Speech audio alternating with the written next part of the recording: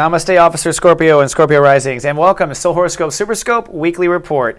My name is Witecki. I call myself the Sensei to Sirius Joy because I'm here to help you step into your Sirius Joy, which is my little version of enlightenment.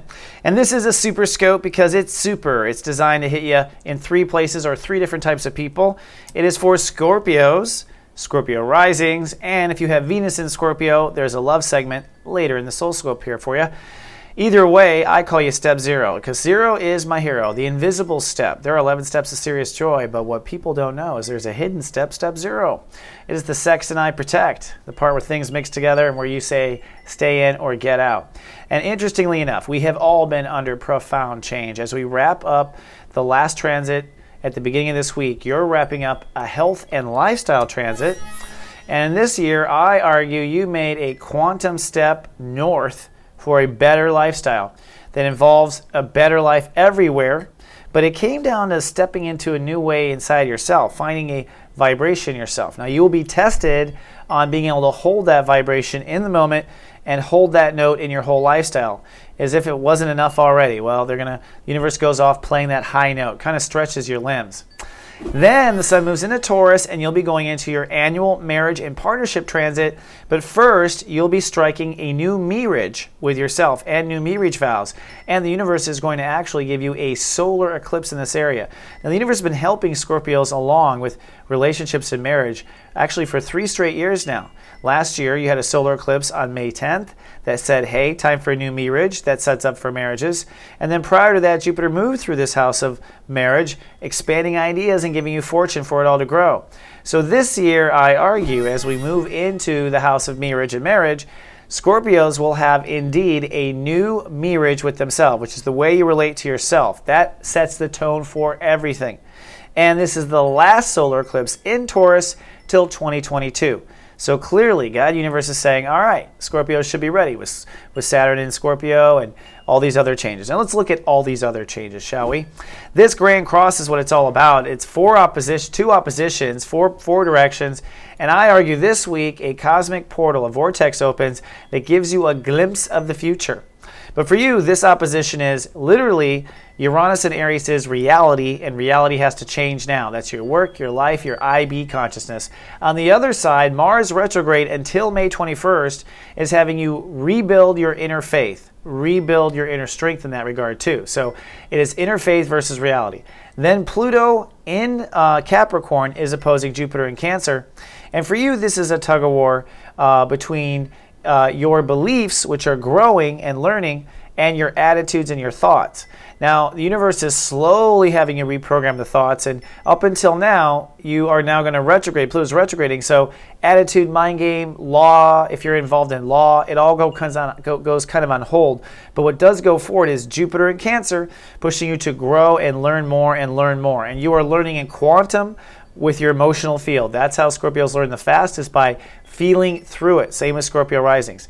Now, last week we had a lunar eclipse, which might have erased a lot of your old faith paradigm in order for you to have a new faith paradigm, which I expect to be in play once Mars goes direct on May 21st.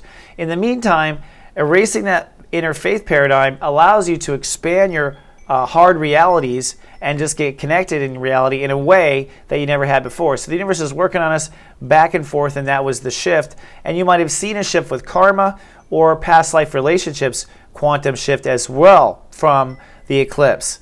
Now that said, this week, as I said, we start off with pretty much a test of hold that lifestyle together, hold that whole thing together, really Sunday, Monday, and Tuesday.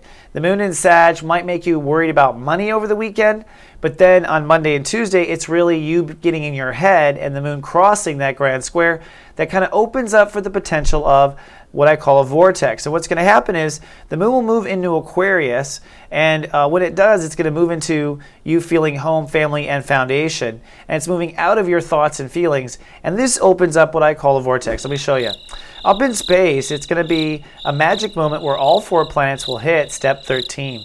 At the same time, Uranus is direct, Jupiter is direct, Mars is retrograde, and Pluto is retrograde, and these are all kind of pushing to a cosmic vortex point of Leo 13 degrees. So the moon will move into Aquarius really by Tuesday, which is your home family foundation. But late Tuesday night, 10 p.m. Eastern, it will oppose this vortex point in Leo. By the way, a grand trine in water underneath seals the deal emotionally for you.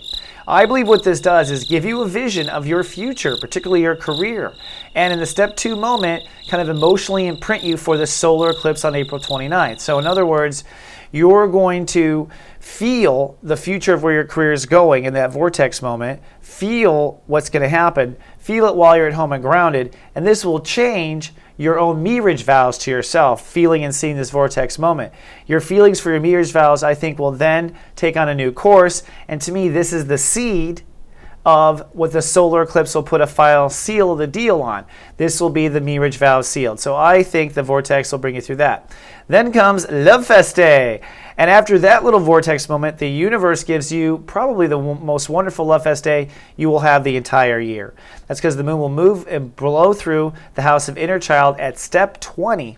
Now, I think you're coming out of this paradigm shift where you are feeling and sensing where your career might go, and I think you're starting to fall in love with life again. All right, so I think it's going to be a fabulous love fest. I think you should definitely do something creative or for yourself and then for the kids, okay? And I think it's going to lead you into the weekend really feeling like you are starting to heal your marriage, which opens up for marriage, which will come next week. So this week is a test of strength on holding that lifestyle vibration. Then you will discover where you are poor, where you've been poor to yourself with your own marriage vows, where you maybe let yourself down. But I think a vortex opens, it gives you a glimpse of where your career is going, which then emotionally helps you reestablish your marriage vows, and that sets us up for the solar eclipse, which will come in your next SuperScope here. So with that said, let's talk about love. For those of you who are 0 VQs or a Venus in Scorpio, your love life is getting to a new degree. I think with all these changes in Aries, no matter what your sun sign is in or your moon sign is in, Venus and Scorpio people will find that their love life or they're falling in love with themselves now shifts to a new passionate level. I think you're going to feel free to fall in love again. Feel free to fall in love again. And I think you should fall in love in your own creative self. Like if you're an artist or a musician or a parent, anywhere you are creatively expressing the heart now, run passionately. Do not walk and allow that passion to overwhelm you, because it will draw in the true love that you want. For those in existing long-term relationships, the love is going to be reborn. And don't think it can't happen. It does. I see it in my clients all the time, which I love to see. So if you want a sneak peek at what the solar eclipse will do for you, take a look at your mega report for April. The megascopes are a full 30 minutes and get deep in it. If you don't have a megascope, you can get one at soulmart.me for just $13.95, and it will do a lot of hand-holding and guiding day by day. People tell me they watch it every day who own it. And if you'd like to be guided every day in the moment, I take your chart and text you 5 to 7 times a day with a video now. Check it out. The first week is free at gavenus.com. It is in beta. At the moment, it's for women, and men can sign up, but you might be called she now and then. And if you're watching us on YouTube, please do us a favor and subscribe to our channel. We do appreciate that. If you want to catch us on Facebook, you can go to soulgarden.me, and it will bounce you to our Facebook page. You can like us. And if you want me to email you every day of the week with your zodiac, weather, and once a week your horoscopes, come to soulmart.me. We've got a mailing list. I'd be happy to do it. Opposite Scorpios, such gratitude to be of soul service. Super excited to see what you do with those new marriage vows, because I am your opposite sign, Taurus. And I'll see you in 7 days with more. Live, love, be.